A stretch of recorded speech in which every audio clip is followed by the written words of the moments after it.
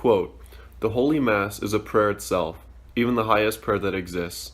It is the sacrifice dedicated by our Redeemer at the cross and repeated every day on the altar. If you wish to hear Mass as it should be heard, you have to associate your heart with the holy feelings which are contained in the actions of the Mass." End quote. His Holiness Pope Pius X. Welcome to a short and special episode on the New Triadangelization, the TNT, where we talk about the movement where the tradition of the Church is converged with the new evangelization. We will be speaking briefly about the first time you may be going to a traditional Latin Mass and what to expect in summary. First off, this is the Mass of not just the Council of Trent, but it dates back really 1,500 years to Gregory the Great, and we could call it the Rite of Gregory the Great even. One first thing I would say is that you should expect this Mass to be different from what you normally experience. There are three main elements I would say are emphasized in this Mass. First, the sacrificial element, next the divine element, and then those two converged with the real presence of Jesus Christ in the Eucharist. So first, the sacrificial element. This Mass, when you read the prayers, when you look at the reverence and awe, the silence and the solemnity, there is a serious sense of gravity of what is taking place. That this is an offering to God of adoration, of contrition for sins, and a gift to Him to say God is first above all things. This is the same sacrifice that Christ offered on Calvary, represented again in an unbloody manner. Next, the divine element.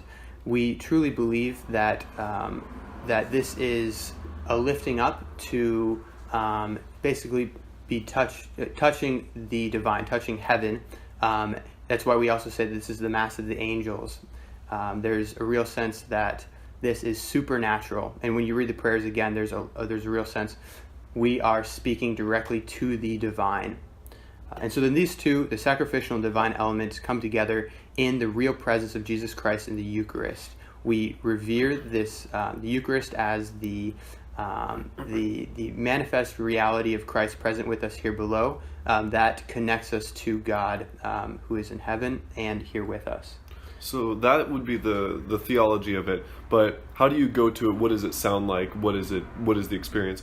Well, I think the first point is to not try to follow along, especially on your first time, too terribly closely. Don't try to follow along with every word, because you could potentially follow along without any problem. It would be difficult, but I think that would really detract from your first experience of seeing what the motions of the priest are, seeing what they're doing with the music, really just letting yourself get lost in it. And once you get more familiar with the actions of the priest, with the certain things that are happening at the Mass, then you can start going into the specific lines.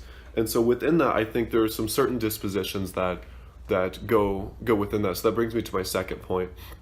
I said in that opening quote from St. Pius X that we need to associate our heart with the holy feelings of the actions of the Mass and what happens at the Mass. And so one thing that's really helped me, and I think especially would help a newcomer to the Latin Mass, is not necessarily focusing on individual lines or individual words or exactly what's happening at this particular moment, but I think following along with the big building blocks of what's happening. Oh, this is the penitential rite, the opening rite. This is the liturgy of the word. This is the gospel. This is the homily. This is the offertory. This is the consecration. And really just applying your heart to these certain acts. So during the offertory, maybe not following along with every movement that they're doing, but okay, this is the offertory. I'm placing myself on the altar as a living sacrifice to God. Okay, the consecration's about to come up. Okay, here's the consecration. This is the sacrifice of the cross. This is the sacrifice of the Son of God for the glory of God the Father and for our redemption.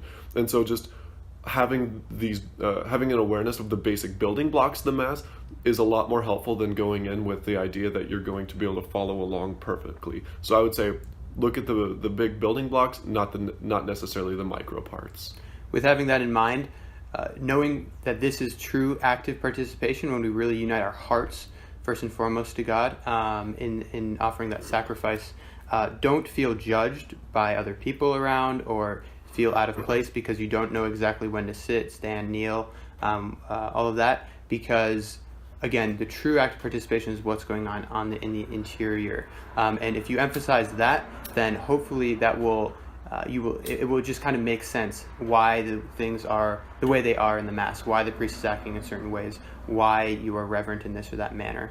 And so to close, I think another thing that's really helpful is to find a friend who can help you through it, who you can talk with, who can really point you to specific things that may necessarily be able to tell you, here's how the consecration happens, here's where this happens, and really being able to assist you in going from maybe never going to your first time, or from going to your first time to being able to understand on a higher level of what's going on.